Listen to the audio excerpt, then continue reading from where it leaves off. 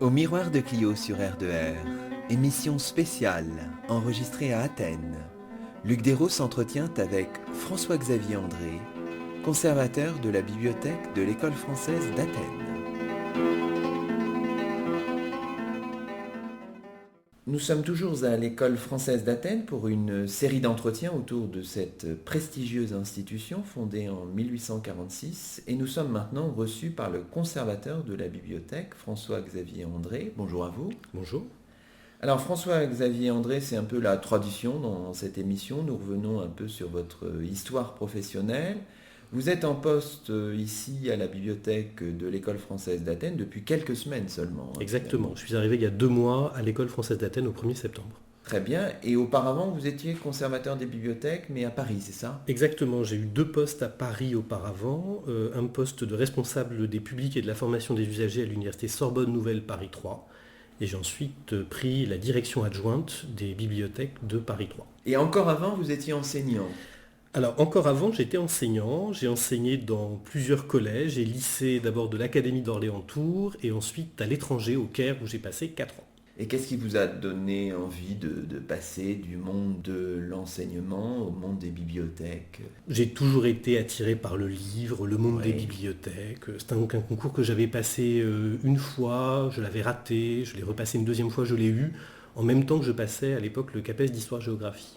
D'accord. Donc pour des questions de timing, les 2 concours ont été passés en même temps. J'ai commencé par enseignant pour ensuite basculer vers les bibliothèques. Peut-être que dans la première partie de cette émission, on pourrait revenir un peu sur l'histoire de la bibliothèque. C'est une histoire qui remonte finalement à la création de l'École française d'Athènes, donc en 1846, sous le règne de Louis-Philippe. Mais c'est vraiment dans les années 1870-1880 que la bibliothèque se développe, François-Xavier André. Oui, le problème qui s'était posé dans les premières années de l'école était de faire venir des collections et de constituer des collections.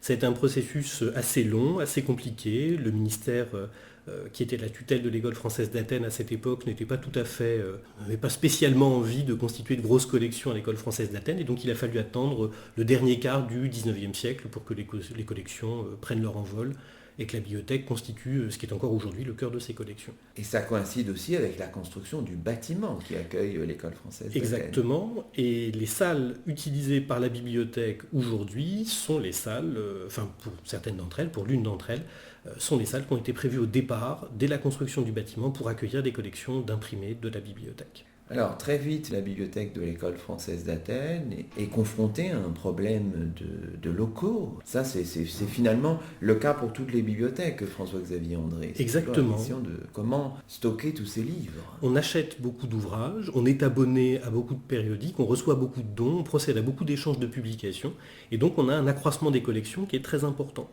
Donc de cette salle unique qui avait été prévue pour la bibliothèque dans le dernier quart du 19e siècle, qui s'appelle aujourd'hui la salle A de la bibliothèque a peu à peu investi d'autres locaux pour tout simplement caser cet accroissement des collections qui est aujourd'hui très important.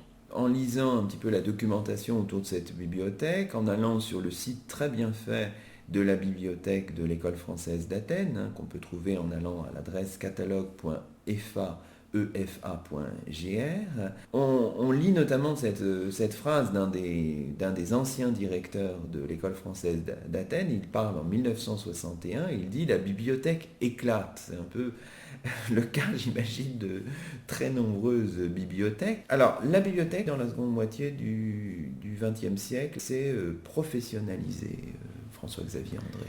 Je pense qu'il y a 2 facteurs à prendre en compte dans cette professionnalisation. Le premier, c'est que les personnels qui ont été affectés à la bibliothèque ont été de plus en plus partie des réseaux nationaux et internationaux de bibliothèques. Je pense notamment à tous les catalogues collectifs, comme aujourd'hui, peut-être vous le connaissez, le SUDOC, Système universitaire de documentation, qui regroupe la documentation de toutes les bibliothèques dépendant de l'enseignement supérieur français, et d'autre part par l'affectation de personnels qui étaient eux-mêmes formés aux techniques des bibliothèques. C'est depuis les années 1990 qu'il y a à la tête de la bibliothèque de l'École française d'Athènes un conservateur des bibliothèques. Exactement, nommé pour 4 ans, renouvelable une fois. Donc là, l'École française d'Athènes est plutôt en avance sur les autres écoles comparables. Alors sur les écoles méditerranéennes, en effet, l'École française d'Athènes et l'École française de Rome ont été parmi les premières à véritablement mener une politique de professionnalisation intensive de la bibliothèque.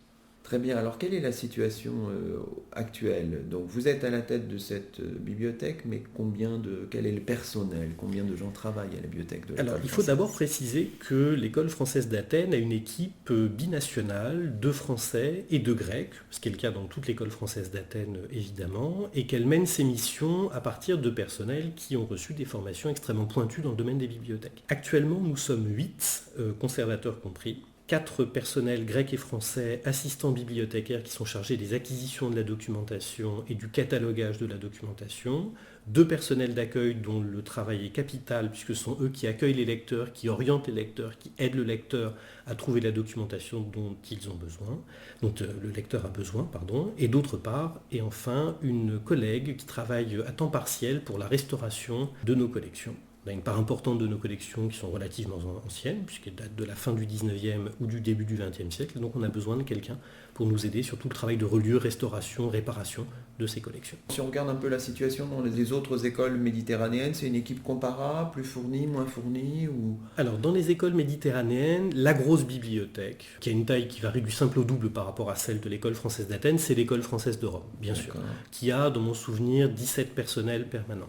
D'accord. Ensuite, la deuxième école est l'école française d'Athènes, ce qui est là aussi tout à fait logique eu égard à l'histoire de l'archéologie française dans le bassin méditerranéen. Les 2 écoles qui ferment la marche, si je puis dire, sont la Casa de Velasquez et l'IFAO au Caire, qui ont des équipes un tout petit peu plus réduites, mais qui sont du même ordre que celles de l'école française d'Athènes. Alors, entre vous, il y a beaucoup de synergie entre Il y a des ces coopérations écoles. réelles. Il y a des coopérations réelles, d'une part de partage de la politique documentaire. Je n'achète pas d'Orient ou très peu d'Orient. L'IFAO s'occupe de l'achat de l'Orient, évidemment, par vocation. Oui. Les partages documentaires sont plus intenses aussi avec l'école française de Rome, dans la mesure où l'Empire gréco-romain, pour reprendre la formule de Pontvenn, c'est quelque chose qu'on essaie de faire passer aussi dans nos collections. Donc là, on échange beaucoup avec les collègues pour savoir ce qu'ils achètent et comment ils le mettent à disposition. Et puis d'autre part, avec la Casa de Velasquez aussi, des coopérations documentaires sont en cours. Revenons maintenant sur les collections de la bibliothèque. Finalement, les collections sont importantes puisqu'il y a eu toute cette accumulation, une espèce de sédimentation depuis le milieu du 19e siècle. Vous conservez dans ces locaux plus de 90 000 ouvrages, ce qui est quand même important. Exactement. Autour de 90 000 ouvrages et on reçoit environ 900 fascicules de périodiques par an, quel que soit le mode d'acquisition de ces documents, que ce soit un mode onéreux, auquel cas on achète, que ce soit des dons ou des échanges. Parce qu'il y a des dons aussi. Il est très important pour les bibliothèques de recherche d'encourager les politiques de dons qui viennent d'enseignants-chercheurs, qui viennent d'institutions amies, qui travaillent sur les mêmes champs disciplinaires que ceux qu'on couvre dans nos collections, et surtout une politique d'échange, puisque nous sommes en contact avec plusieurs centaines de partenaires en Europe et dans le monde pour des échanges de publications, ce qui constitue à peu près la moitié de nos chiffres d'acquisition chaque année. C'est important, effectivement. Alors, évidemment, c'est une bibliothèque spécialisée dans un domaine qui est celui de l'archéologie, de l'histoire du monde grec ancien, c'est ça, François-Xavier? Le cœur des collections est constitué par l'histoire et l'archéologie de la Grèce ancienne, des âges obscurs, qui portent très mal leur nom, et même à la préhistoire au départ, jusqu'à la chute de l'Empire romain. Donc ça constitue le cœur des collections de la bibliothèque de l'école française d'Athènes. Ensuite, on a une collection pointue, représentative, entretenue sur tout le monde byzantin. Et puis, plus récemment, des collections ont été achetées sur les périodes plus contemporaines, donc les époques modernes jusqu'à la Grèce actuelle. Ce qui correspond à l'ouverture de l'école à partir du milieu des années 80, quand on recrute des membres scientifiques spécialistes de la Grèce moderne et contemporaine. Exactement. Il faut peut-être aussi préciser que nous sommes une bibliothèque de référence sur toutes les publications balkaniques, qui sont évidemment des publications rares, difficiles à trouver, peu diffusées, et pour lesquelles on a une véritable plus-value dans nos collections. Alors vous participez au système du prêt entre bibliothèques, c'est-à-dire si on a besoin d'un ouvrage dans une autre bibliothèque française, on peut passer par le PEB ou le prêt entre bibliothèques. Exactement. Nous fournissons des documents.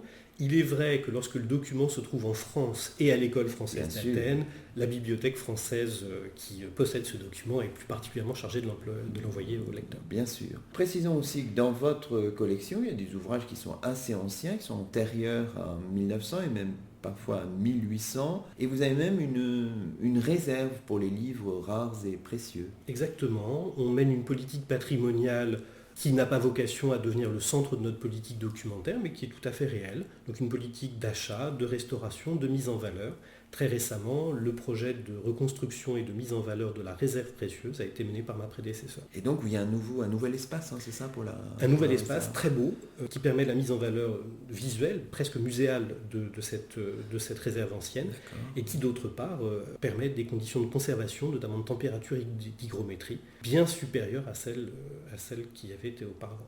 D'accord. Vous l'avez dit un petit peu, il faut aussi s'intéresser au public. Alors cette bibliothèque qui est spécialisée s'adresse d'abord aux membres de l'école française d'Athènes, mais aussi à ceux qui font des recherches qui mériteraient de consulter un ouvrage, tel ou tel ouvrage de cette bibliothèque.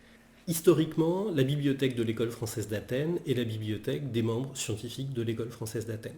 Pour autant, bien sûr, on a accumulé une telle collection aujourd'hui qu'on a une politique d'ouverture au public beaucoup plus large qu'elle ne l'a été historiquement.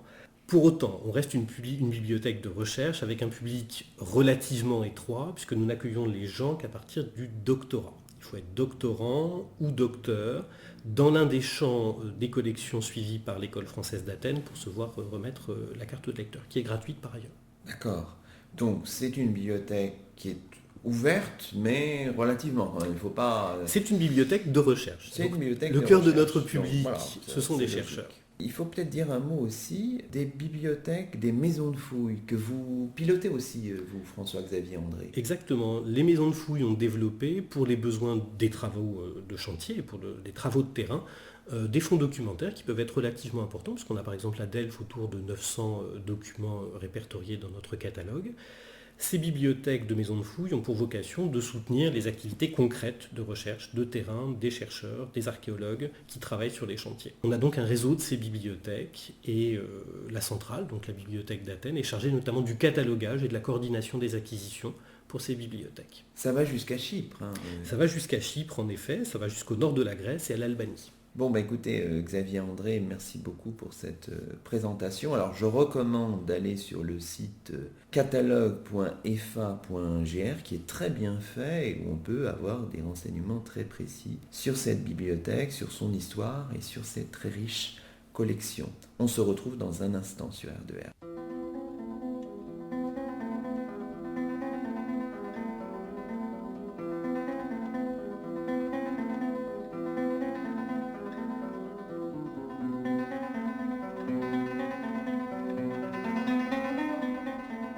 Émission spéciale enregistrée à Athènes. Luc Dérault s'entretient avec Yann Logelin, chargé de l'accueil des publics à la bibliothèque de l'école française d'Athènes.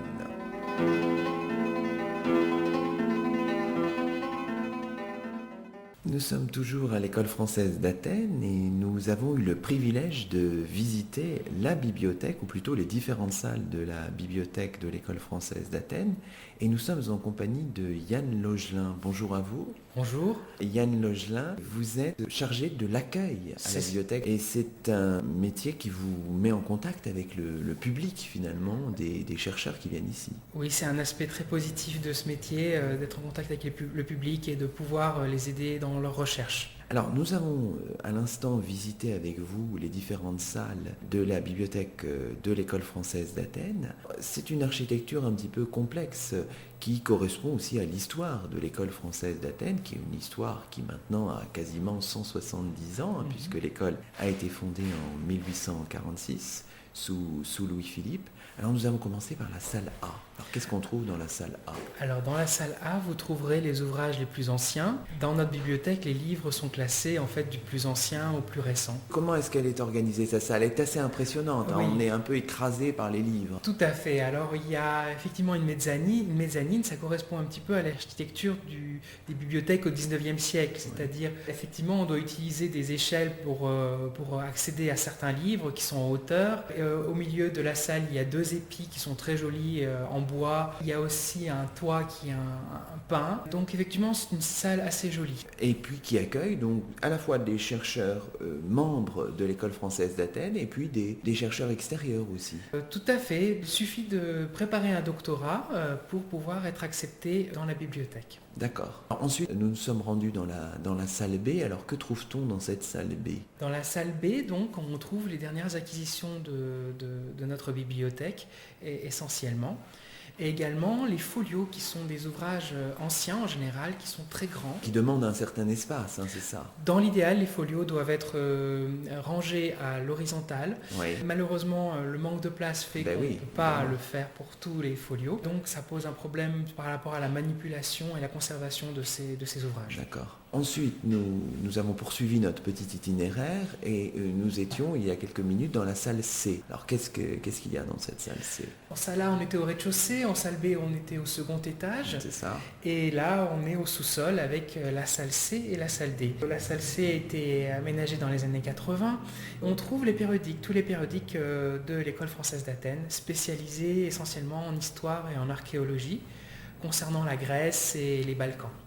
Une salle aussi fréquentée par les chercheurs à la fois de l'école française d'Athènes et puis les chercheurs extérieurs, doctorants ou docteurs. Alors la salle D, c'est une salle qui est assez proche. Qu'y a-t-il dans cette salle D? Dans cette salle sont conservés tous les ouvrages qui n'ont pas de lien avec l'époque classique hellénistique, parce que c'est la grande majorité de nos ouvrages concernent ces époques-là. Donc vous allez retrouver en salle D les livres concernant l'époque préhistorique, l'époque byzantine, ainsi que l'époque moderne et contemporaine. Ah, très bien. Et puis, enfin, il faut bien sûr signaler l'existence de cette réserve, finalement une salle très, très récente, très récemment inaugurée en janvier de cette année. Tout à fait. C'est aussi une très belle salle qui conserve évidemment les ouvrages les plus précieux et les plus anciens de la bibliothèque. Certains qui correspondent au moment où la bibliothèque a été ouverte en 1846, en même temps que l'école française d'Athènes, mais aussi des ouvrages encore plus anciens qui ont été acquis par l'école française d'Athènes. Et notamment, on trouve une édition très ancienne des discours de Démosthène qui date de 1570. Très bien. Bon, écoutez, merci beaucoup pour cette balade dans les salles de la bibliothèque de l'école française d'Athènes. Merci, à très bientôt. Je vous en prie, merci à vous.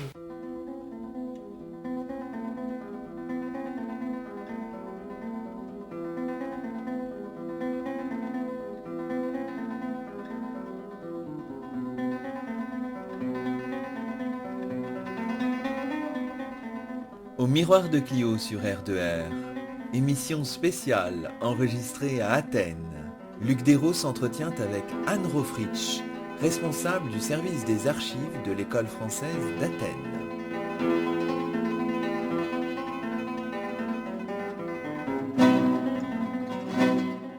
Et nous sommes maintenant en compagnie d'Anne Rofritsch, responsable des archives de l'école française d'Athènes. Bonjour à vous. Bonjour Luc Dérault. Alors d'abord, votre parcours avant l'entrée à l'EFA, à l'école française d'Athènes, donc avant septembre 2013, vous êtes archiviste de formation, vous avez travaillé dans différentes institutions, mais qui étaient rattachées à chaque fois au ministère de l'Éducation nationale, Anne Rofritsch. Alors effectivement, je suis archiviste de formation, j'ai un DESS en archivistique à l'université de Saint-Quentin-en-Yvelines, donc depuis 2004. Auparavant, j'ai eu une formation en histoire, alors plutôt en histoire moderne.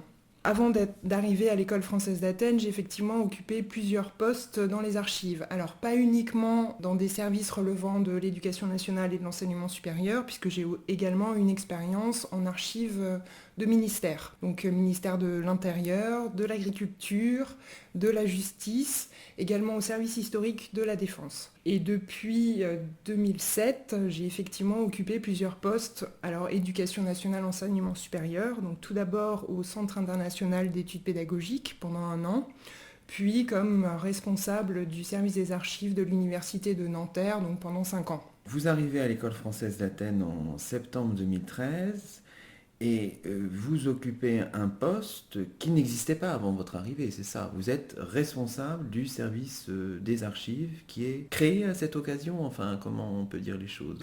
Oui, alors la fonction archive avant 2013 était éclatée entre plusieurs services ou entités. Donc pour revenir un peu sur l'historique, les archives que l'on appelle ici dites manuscrites relevaient de la bibliothèque. La photothèque, planothèque était un service à part, donc rattaché directement à la direction des études. La collection d'estampages relevait à la fois de la direction des études et de la bibliothèque. Et enfin, un 4e ensemble, ce qu'on appelle les archives administratives nouvelles, était en totale déshérence, donc sans aucune gestion rationalisée. D'accord. Donc, au moment de votre arrivée, il y avait l'idée de fédérer tout cet ensemble Tout à composite. fait, oui, oui, de rassembler tout en un seul service unique et de pouvoir vraiment identifier une fonction archive unique. Alors, vous êtes responsable, quelle est l'expression qu'on utilise? Responsable du service des archives? Oui, service des archives administratives et scientifiques. Et vous êtes à la tête d'une équipe de combien de personnes, Anne Rofrich? Alors, l'équipe est composée de 5,5 personnes. Alors, il faut expliquer. Oui, tout à fait. La cellule que l'on peut appeler image, donc archives photographiques et graphiques, est composée de 3 personnes. La cellule archives manuscrites et estampage est composée d'une personne.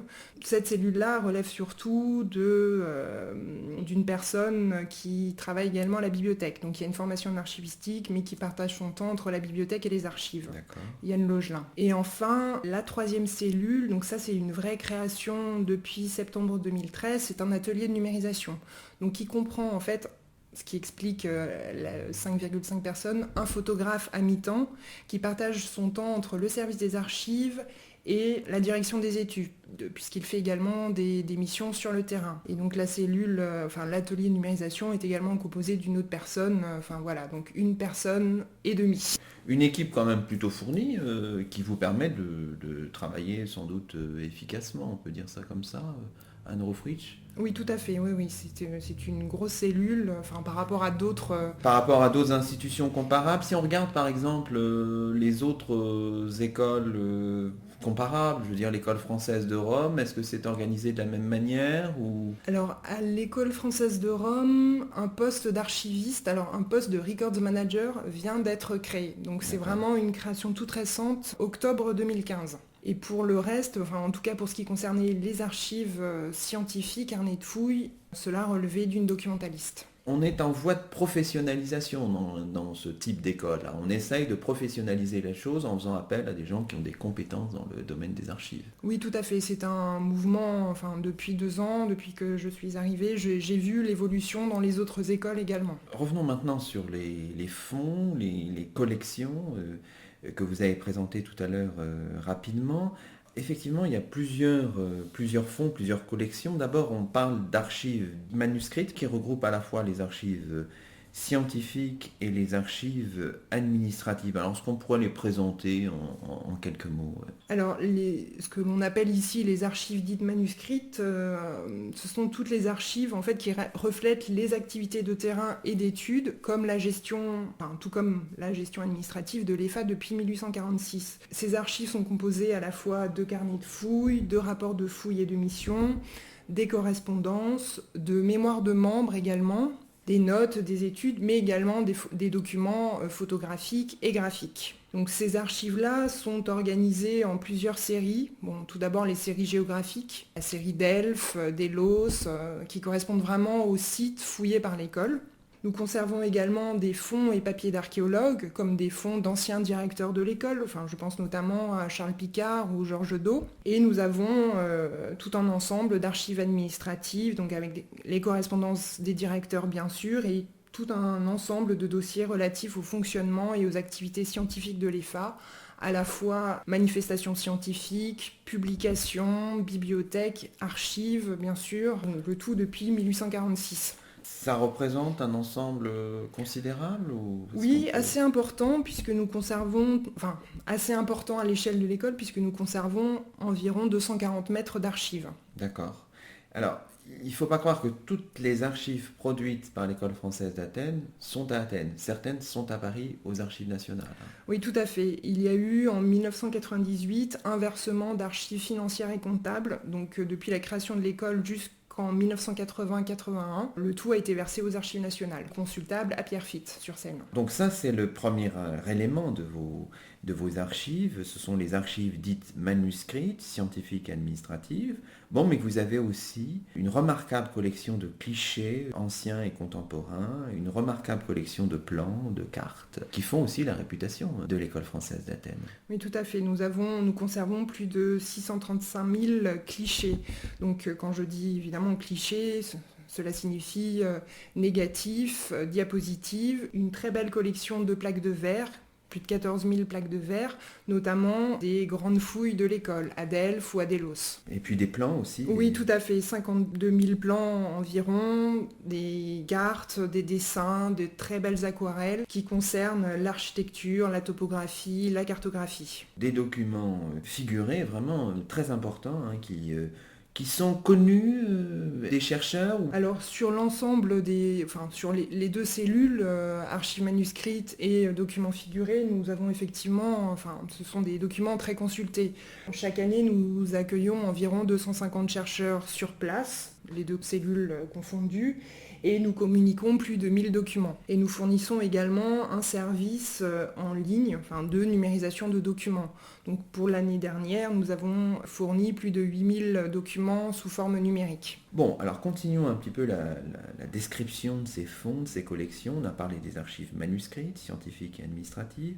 On a parlé des clichés anciens et contemporains, des plans, des cartes, des dessins. Et puis il y a aussi cette collection d'estampages. Alors là qui intrigue un petit peu, qu'est-ce que c'est qu'un estampage, Anne Fritsch? Alors un estampage, c'est une empreinte du relief en creux d'une inscription réalisée donc sur un papier. Donc la technique est assez simple. L'archéologue mouille une feuille de papier, qu'il applique sur une inscription. Il frappe avec un petit marteau, une petite brosse cette inscription et en fait, effectivement, l'empreinte s'inscrit en creux. D'accord, en 3 dimensions. Quoi. Tout à fait, oui, en 3 dimensions. Et nous conservons une collection de près de 8000 estampages oui. Voilà, qui concernent les différents sites fouillés ou que l'école fouille toujours. Depuis le 19e siècle. Depuis la fin du 19e siècle, oui. Une collection qui, là encore, est connue ou exploitée par des chercheurs par des membres de l'école sans doute, mais par d'autres aussi. Oui, bien sûr, elle est exploitée par des membres épigraphistes de l'école, mais également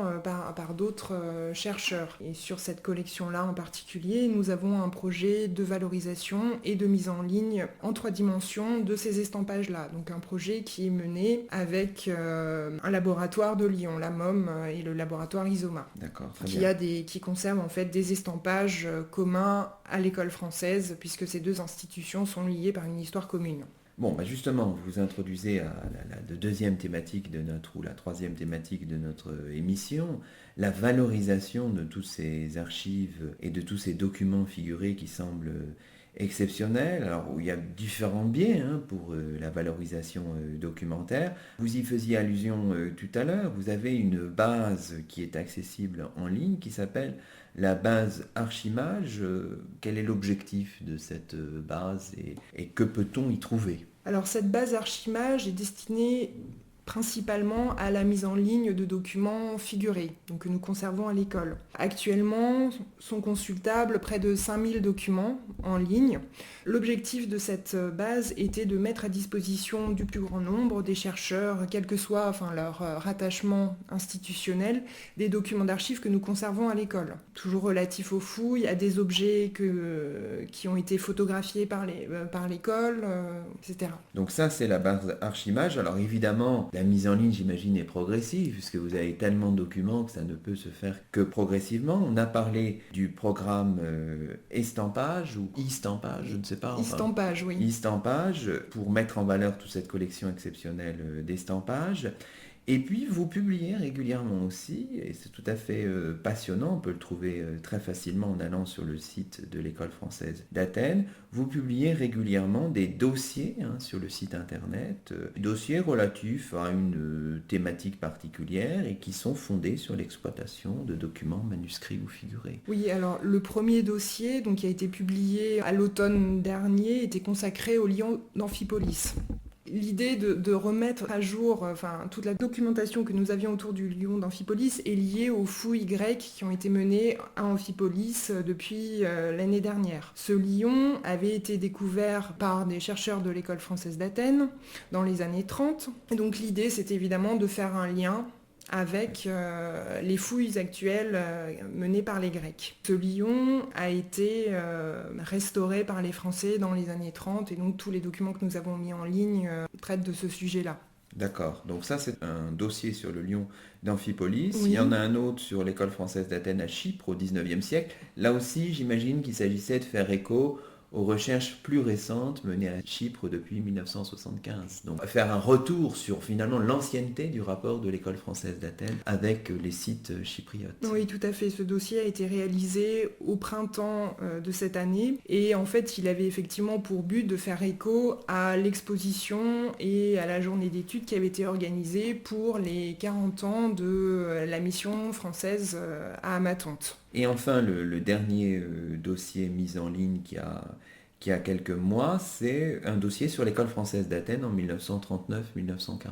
De quoi s'agissait-il ici avec ce dossier, Anne Rofritsch? Alors, il s'agissait un petit peu d'abandonner l'histoire des fouilles pour revenir un petit peu sur l'école, enfin l'histoire de l'école en interne, essayer de toucher aussi un autre public, d'intéresser les gens de l'école à leur propre histoire, enfin, l'histoire de l'institution. Et donc nous avions ciblé très précisément ces 2 années-là, parce que c'était vraiment... l'école était encore en activité, et donc ça nous semblait intéressant de montrer ce qui pouvait encore se faire à cette période-là. Évidemment, nous avons sorti ce dossier en mai. Oui. Est-ce qu'on peut essayer de conclure cette émission en indiquant le quotidien de votre travail? Vous vous impliquez particulièrement dans le traitement des archives manuscrites. Qu'est-ce que vous faites chaque jour pour qu'on ait une idée un peu précise des choses et de l'ampleur aussi, sans doute, de la tâche? Alors effectivement, c'est très varié, puisque cela va du classement de fonds, du conseil également aux services qui produisent des archives, donc là, expliquer de manière pédagogique comment organiser leurs dossiers, comment nommer leurs fichiers électroniques. Cela va également à l'accueil du public. Il faut bien prendre conscience d'une chose, c'est-à-dire que l'archivage, c'est quelque chose de continu. On produit constamment des archives. Oui, c'est un travail de longue haleine. Oui, qui demande une énergie quotidienne finalement. Tout à fait. Et la mise en place de procédures pour la gestion des archives, un rôle important quand même de conseil aussi, j'insiste là-dessus, auprès des producteurs d'archives, alors que ce soit les services de l'école, mais aussi les chercheurs, qui sont souvent de passage, et donc auprès de qui il faut quand même faire de la pédagogie, et c'est un public qui ne fait que passer. Donc Oui, c'est ça, c'est d'autant plus difficile. Pour terminer, peut-être un mot sur les projets en cours du service des archives de l'école française d'Athènes, Anne Rofritsch? Alors oui, 2 projets, notamment le tout premier, ce que l'on appelle ici le projet immobilier du service des archives, donc à savoir le regroupement en un seul espace des différents ensembles qui composent actuellement le service des archives, puisqu'actuellement nous sommes répartis en 5 espaces de conservation et de consultation. D'accord. Donc c'est un projet là qui vient de démarrer et donc que j'espère voir aboutir avant mon départ. D'accord. Et le second projet, c'est la poursuite de l'informatisation du service des archives, notamment le signalement des fonds et collections d'archives manuscrites. Depuis plusieurs années, nous signalons les fonds dans CALAM, le catalogue en ligne des archives manuscrites de l'enseignement supérieur et de la recherche. Et en parallèle, je souhaiterais mettre en place un outil de recherche et de description spécifique à la description des archives à la fois scientifiques et administratives. D'accord. Donc il s'appellera Atome. Merci beaucoup pour cet entretien. À très bientôt.